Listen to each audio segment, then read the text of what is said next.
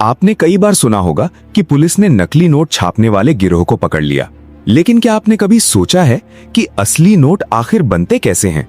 कौन सी ऐसी मशीनें हैं जो एक साधारण कागज को हजारों रुपए की कीमत दे देती हैं? और ऐसा क्या होता है उस नोट के अंदर जिसे देखकर मशीन भी तुरंत पहचान लेती है कि ये असली है या नकली? आज हम आपको भारत के नोटों की पूरी कहानी दिखाएंगे।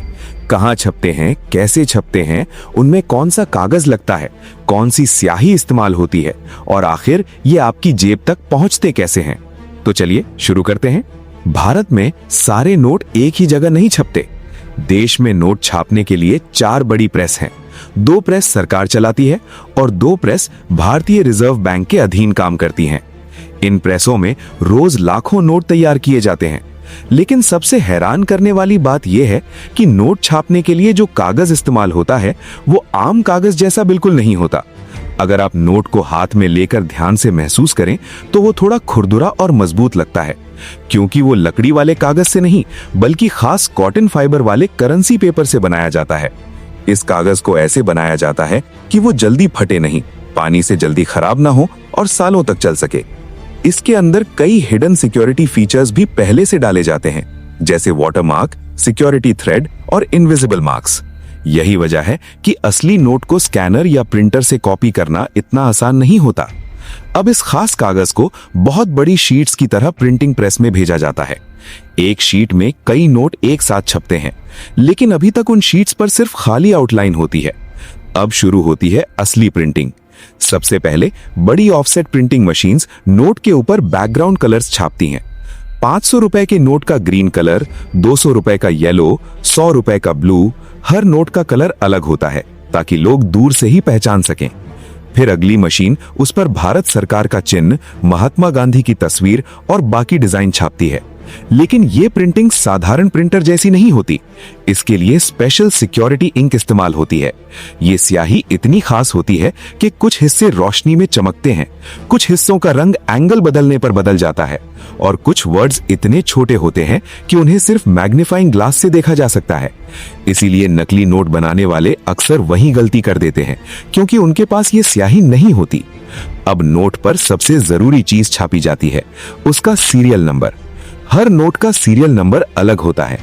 पूरी दुनिया में कोई भी 2 भारतीय नोट एक जैसे नंबर के नहीं होते।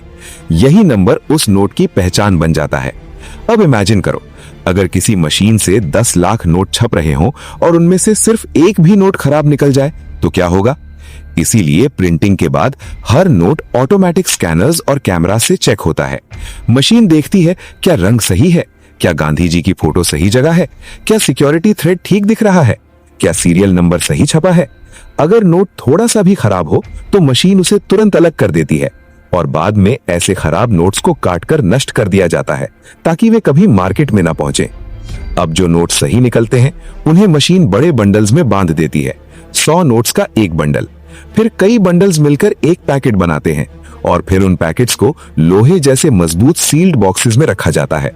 इन बॉक्सेस पर सिक्योरिटी लॉक लगाया जाता है। फिर आर्म्ड सिक्योरिटी के साथ ये बॉक्सेस ट्रक्स में भरकर आरबीआई के ऑफिसेस तक भेजे जाते हैं।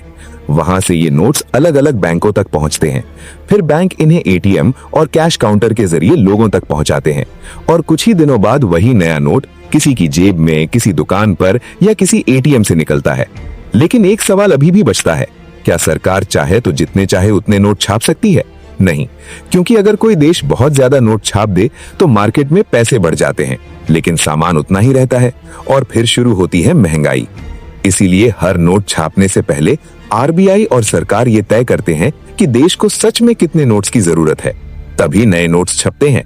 और इसी तरह आपकी जेब में रखा एक छोटा सा नोट असल में हजारों मशीनों, सैकड़ों लोगों और बेहद कड़ी सिक्योरिटी से होकर आता है। अगर आपको ये वीडियो पसंद आई तो वीडियो को लाइक करें और कमेंट में बताइए अगली बार आप किस चीज की फैक्ट्री या प्रोसेस देखना चाहते हैं।